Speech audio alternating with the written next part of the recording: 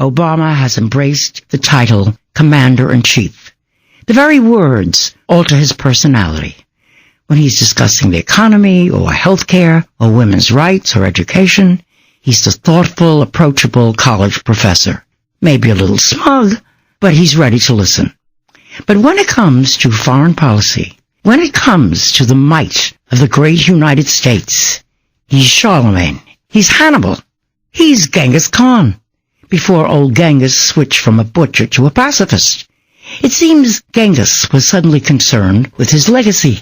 Hopefully, Obama will become concerned with his, sooner rather than later, rather than too late.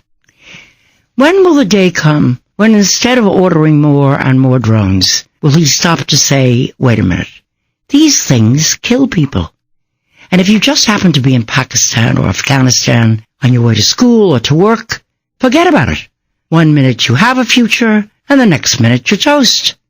Very little information is available on exactly how many, where, and how often we attack masses of civilians with these killer drones, but we know they have become our major new manufacturing project. You've noticed how the president is always bragging about how manufacturing has grown here at home? Well, drones are the #1 growth product. And it seems to fit in nicely with his kill list. Yes, I did say kill list, that's what they call it. That's the list that he and his advisors go through every Tuesday to decide who is a terrorist to be targeted this week. That practice is reported to be growing into a routine. How does one train to become an executioner, you may ask? Become President of the United States, gather your minions around you, and develop a rotating kill list. It's so gothic, it seems unreal. Yet, that's what's happening. Of course, it didn't come up in the debates. Romney, too, was gung-ho for drones. Neither of them was bothered by the obvious mass murder they cause. But we, the people, remember us, Mr. President? We, the people, are bothered by it. And it bothers us that incredible heroes like Julian Assange, who created WikiLeaks to give us the real information about what's happening in the world, is now a shut-in in the Ecuadorian embassy, deteriorating physically because the United States has threatened that the minute he gets out, we'll grab him. Why? Because he and WikiLeaks have the effrontery of telling the truth about the drones and the rest of our grotesque foreign policy.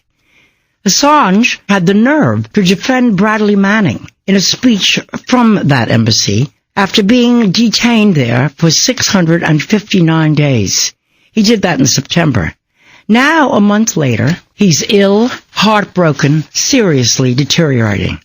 Is this an indication of the love of democracy that Obama and Hillary Clinton claim we're fighting for all over the world?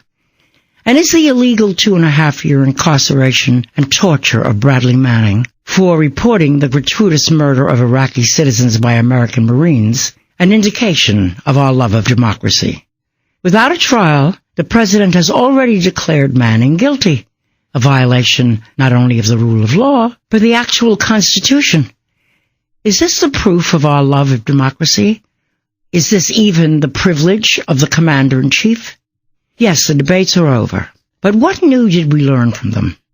The fact that the Republicans want to privatize every social program, scale down education for all but the wealthy, that they want the absolute rule of the 1% while the 99% scrounge for the scraps thrown to them. None of that is new. The fact that the Republicans want to return women to supplicants, with lovely little practices like forcing them to have vaginal probes if they want an abortion because of rape, that's no surprise. The fact that Obama is better on women, education, and maybe the social programs is not new either. But on foreign policy, is there any real difference between the two candidates? I don't think so. So what do we do?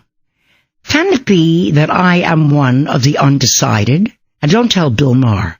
You know how angry that makes him.